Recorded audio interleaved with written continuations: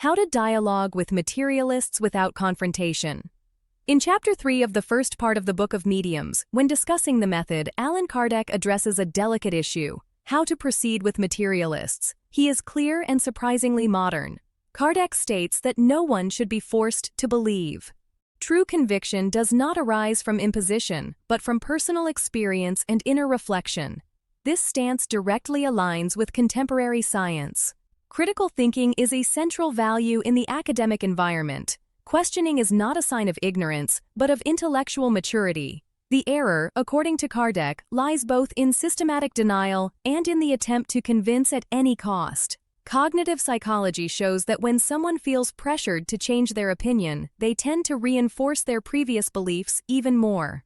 This phenomenon is known as cognitive resistance effect. In other words, insisting can produce the opposite effect. Kardec recommends presenting the facts calmly, allowing the person to observe, reflect, and draw their own conclusions. If there is a sincere willingness to investigate, dialogue happens naturally. If not, it is better to respect each person's time. This point reveals something profound. Spiritism, according to its original basis, is not an imposed belief, but a proposal for study. Today we know that our worldview is shaped by personal experiences, cultural background, and psychological structure. People with a more skeptical profile, for example, tend to demand more objective evidence before considering unconventional hypotheses. This is not a flaw. It is a cognitive characteristic. Maturity lies in understanding that different minds have different paths. Furthermore, modern science recognizes that the problem of consciousness is still open.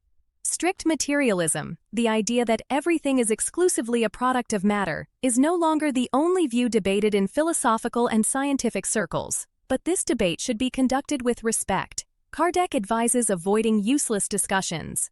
The goal is not to win arguments, but to seek the truth.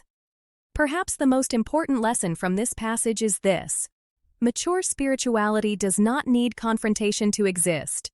When reason and serenity walk together, dialogue becomes possible. If this balanced approach makes sense to you, share this content with someone who values respectful debate and continue following this journey of conscious study.